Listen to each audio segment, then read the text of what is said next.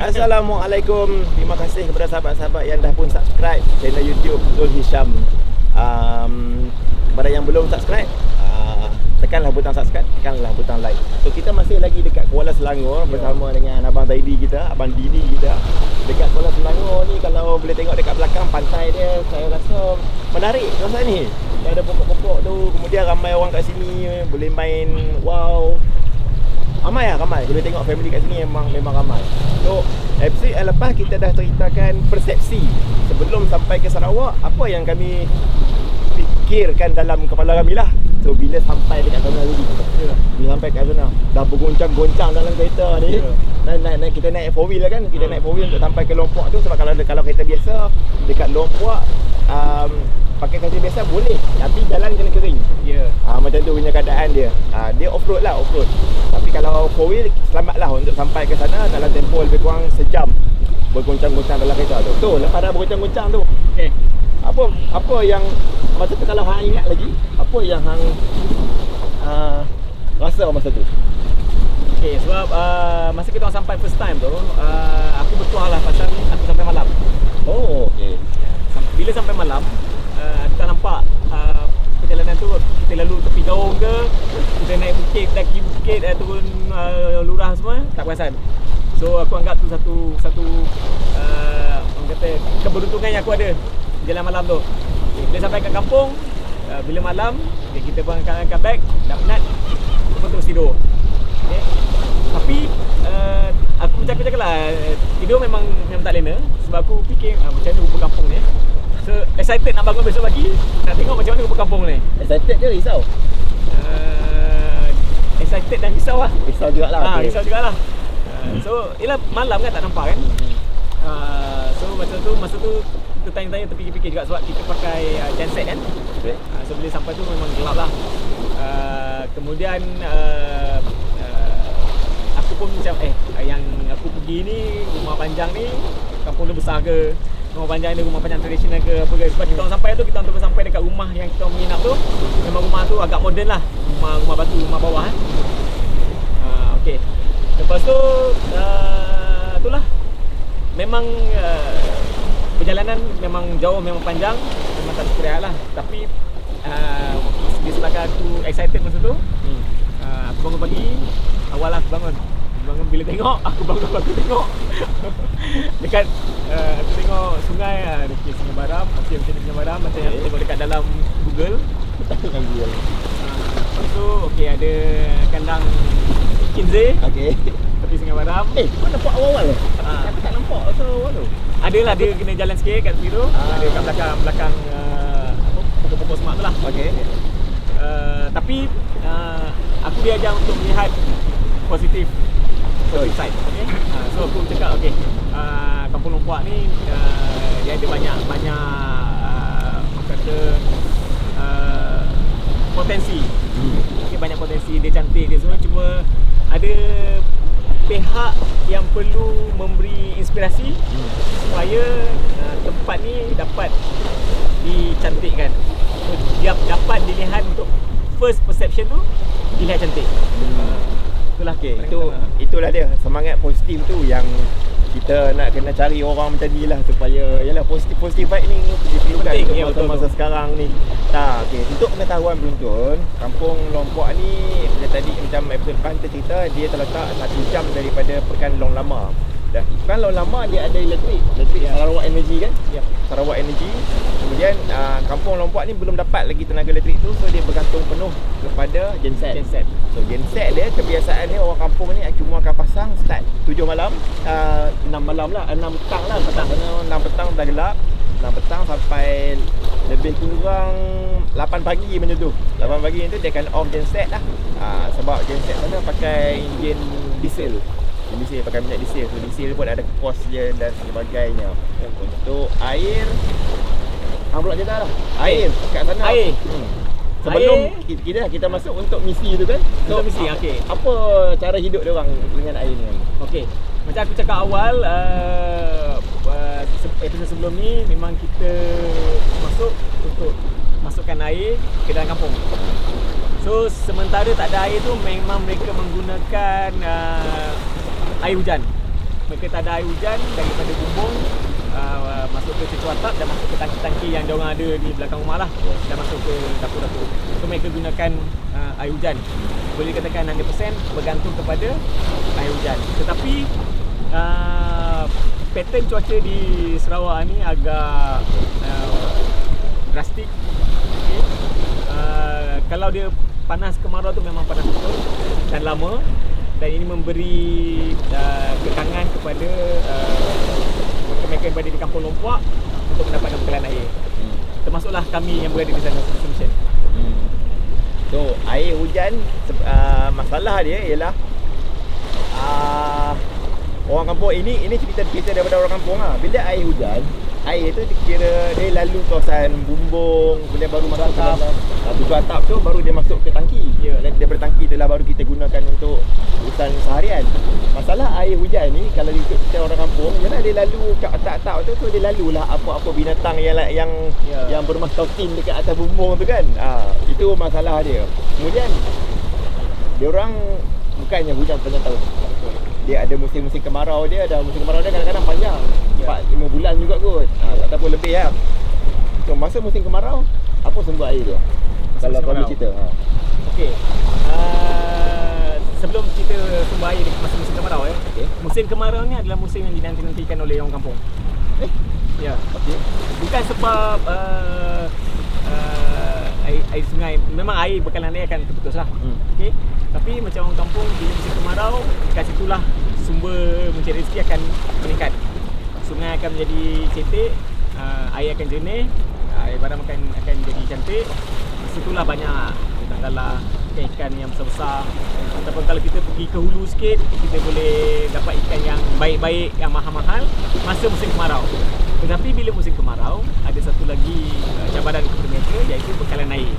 So selain daripada bekalan air yang mereka dapat daripada hujan, mereka terpaksa gunakan air Sungai Baram tu. Air Sungai Baram tu. Dan untuk pump, pengetahuan kau, sebenarnya dia pump air bukan daripada Sungai Baram. Dia pump air sebenarnya daripada kolam takungan dekat tepi. Yang aku mandi tu bukan air Sungai Baram ah. Kan? Air takungan tu. Ya. Air takungan tu. So kalau air Sungai Baram dia mengalir. Dan dia mengalir tu kalau nak ikut kan dia deras tau. Bila kita naik sampan dekat Sungai Baram tu memang kita boleh hanyut. Menderu lah kita memang boleh hanyut. Tapi orang kampung gunakan Sungai Baram dia jauh juga ke depan. Ya, betul. Tak ada pump pun dekat tepi tu. Kalau kita tengok dia punya geografi dia, sungai tu kan selut. Ya, selut tu untuk nak letakkan pump tu macam jauh jugalah. Impossible juga. So dia orang gunakan satu tidak kolam, juga saya tahu tu. Kolam takungan. So dia gunakan kolam takungan dekat belakang tu. Sebab tu kalau kita perasan masa musim kemarau, air dalam toilet keruh. Okay. Untuk pengetahuan, air sungai ni dia bukan keruh. Dia adalah reflection daripada apa yang ada dekat dasar. Okey. So yang bila keruh kita tu air bertakung. Yang keruh tu sebab air tu bertakung. Bila air bertakung ni penyakit lagi even worse lah kot daripada air hujan tadi. Itu cerita dia. Selain daripada tu, dan dia orang memang kena berjimat air dah. Air kepada urusan-urusan yang penting sahaja. So macam kita pun dekat sana kita ramai. Kita pergi untuk misi tu, kita menambah bilangan penduduk dekat kampung tu. So kita memang dinasihatkan lah oleh Carol penasihat kita jimat-jimatkan lah. Yang mana mandi 3 kali sehari tu, mandilah sehari sekali. Macam tu lah. Bila tengok air mineral untuk minum kat dapur tu, rasa geram je. Bukan masa nak minum, rasa macam nak mandi. Masa nak mandi. Ada dua lah kegunaan. Ada yang nak minum, tapi keinginan nak mandi tu pun memang ni. So episod lepas kau cerita cara hidup yang kau nak adapt ialah satu air, yang kedua nak tidur. So macam mana kau nak adapt tu payah tak? Tak juga payah. Sebab bila rupa-rupanya bila kita dah penat sangat ni, kita letak kepala kat mana pun kita akan tertidur. So masa tu aku baru teringat yang aku ni tak adalah sangat susah sangat nak tidur kan. Tak adalah nak terang, nak gelap semua. Tapi kalau dekat rumah memang aku akan cari gelap lah untuk tidur. Aku tidur dalam gelap. Okay, kemudian nak tambah sikit pasal air dia tu. Ada satu peristiwa, satu hari tu 2 hari sebelum tu hujan. So tangki semua penuh. Okay, tangki penuh. So bila aku nak mandi pagi tu, bila hujan ambil keluar nak mandi lah. Pagi nak mandi pagi tu air tak keluar. Okay. So aku pergi lah keluar cek air tangki penuh lagi kan. So kenapa kenapa air tak keluar kan. So aku pun ketuk-ketuk tangki kucing tu dia ada keluar sikit air. So keluar sikit tak air tu. Apa air tu macam ada bau sikit air kan. So aku mandi. Dah selesai mandi, lepas tu aku beritahu dia orang air kat tangki belakang tu ada air tapi air tak keluar dekat dalam kan. So ada seorang ni pergilah check. Rupanya ada katak mati dia terdekat dekat lubang pipe nak keluar tu. Dia blok katak mati. So aku mandi tu air Macam mana boleh keluar? Macam mana kau solve problem dia tadi air tak keluar? Macam mana kau buat? tak solve. Dia orang ni yang panjat.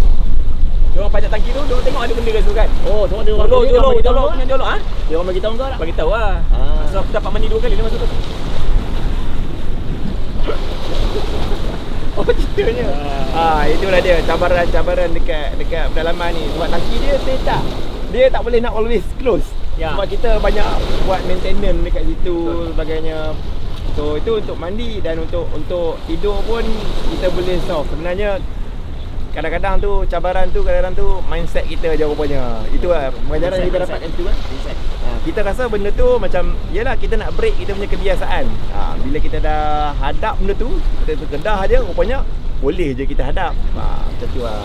So ada satu lagi, kebanyakan orang dekat yang kat sana, kawan-kawan kita, satu masalah dia ialah dia risaukan line telefon.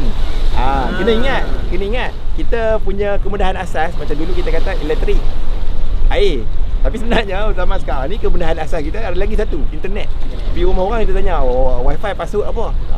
So dekat sana tu kalau orang boleh cerita, line telefon macam mana? Line telefon nak call, line telefon nak internet. Aku sebenarnya bukan IT savvy. So pun bukan masalah bagi aku kalau tak ada sangat line internet tu. Cukup untuk aku dapat call rumah, aku tanya apa khabar isteri dan anak, dah cukup dah. So aku tak adalah macam kena ada line internet untuk check on Facebook, Instagram, upload story semua tu. Bukan masa tu tak terasa betul sangat lah. In fact aku tahu yang WhatsApp tu ada status pun baru tahun lepas. Tentulah aku punya IT savvy tu punya ni kan. Baru tahun lepas aku tahu yang WhatsApp tu ada status. Itu pun kawan-kawan dekat mission nilai yang bagi tahu kan. Kita boleh check status dekat sini. Dekat website. So macam tu lah. So kalau cakap pasal kekangan line internet, pada aku macam not a big issue. I can adapt. Dan line telefon pun kadang-kadang ada, kadang-kadang tak ada pun tak ada juga. Just nak hantar message ataupun call untuk bagi tahu yang dia selamat tanya khabar tu. Okeylah. Tu sahabat-sahabat, dekat Kuala Selangor ni, dekat Pantai Remeh ni kami dua tengah tengok je air laut ombak ni Makin pasang dia macam makin pasang juga ni. Macam marah aje kami duduk ni. Nampak. Ada orang Sarawak kat sini. Tak adalah. So yang mana tempat kita habiskan lah untuk episod yang kedua ni. Yang ketiga mungkin aku nak tanya kan sebelum ni pun kita mungkin hang boleh recap sikit lah. Apa persepsi kita terhadap orang tempatan, dan bila sampai kat sana ada tak benda yang hang nak cakap, oh macam ni rupanya orang di pedalaman Sarawak ni. Mungkin boleh cerita dia orang bangsa apa, macam mana? Okay. Sampai dengan orang sana.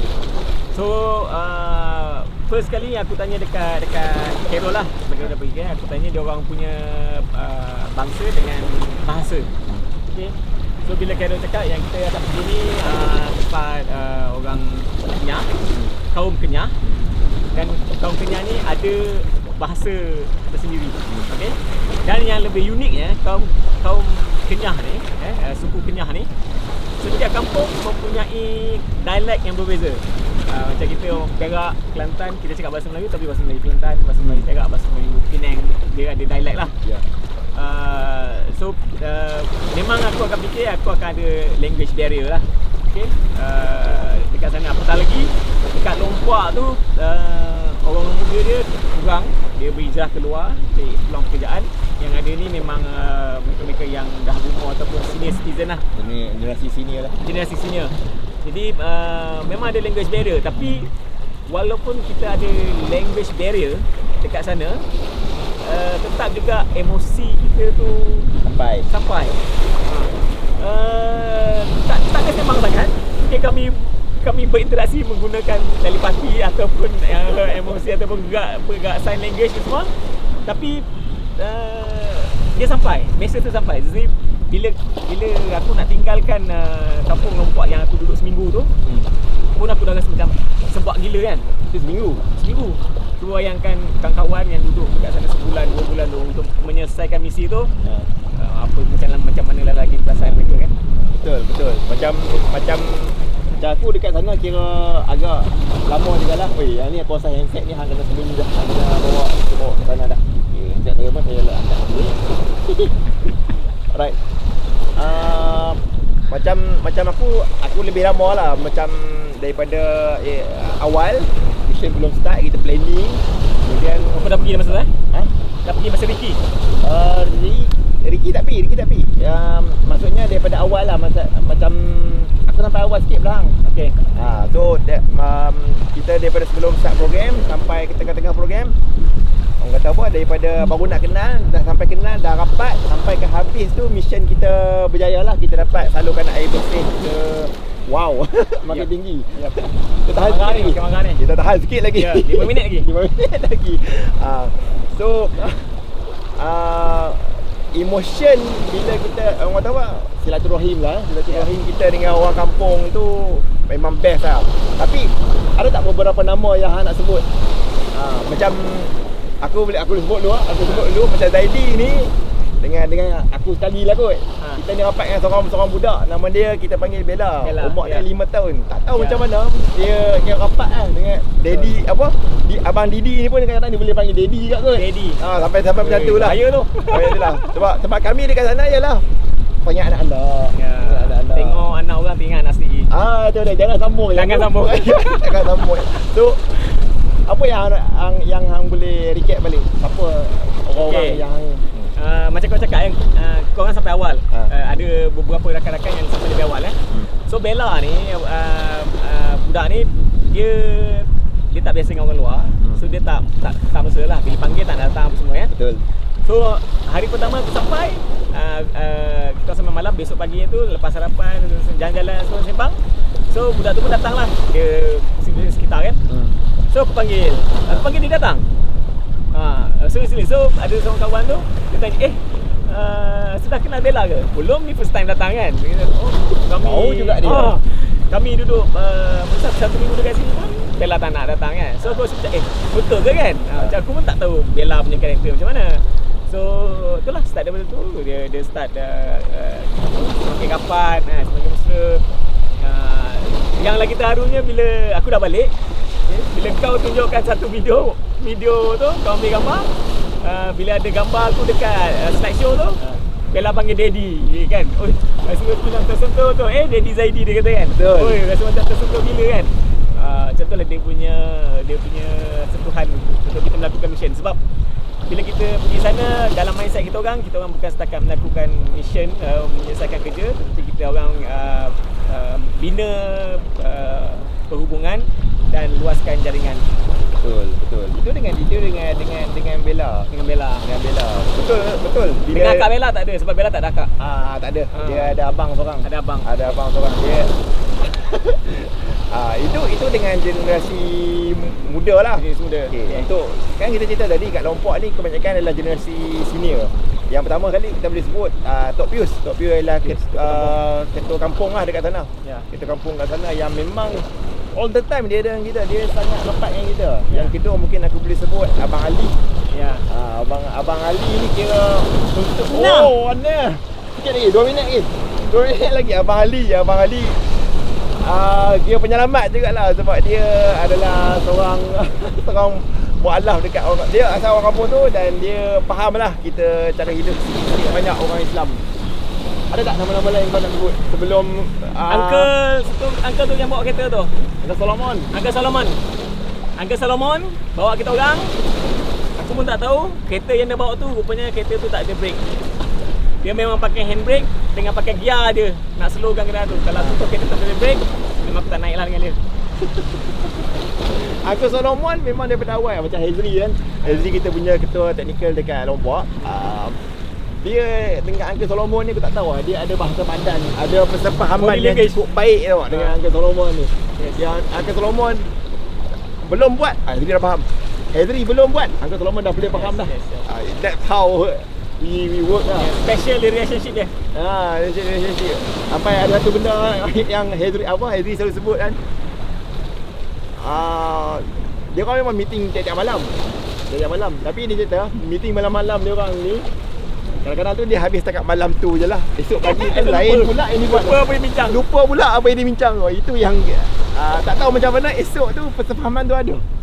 Dia yalah kita accept kekurangan masing-masing sebagainya kan. Itu yang cara kita adapt dekat Lompok ni. So mungkin episod akan datang kita akan ceritakan lebih kepada cara kerja kita kat sana lah. Apa Serius sikit, lebih serius sikit. Wow, lebih serius sikit. So sekejap lagi kamera akan pan. Kita sambil-sambil tengok sunset dekat sini. Kita menunggu tengok sunset kat sini. Okay, kamera akan pan. Terima kasih kepada yang nonton. Jumpa lagi di episod akan datang. Assalamualaikum.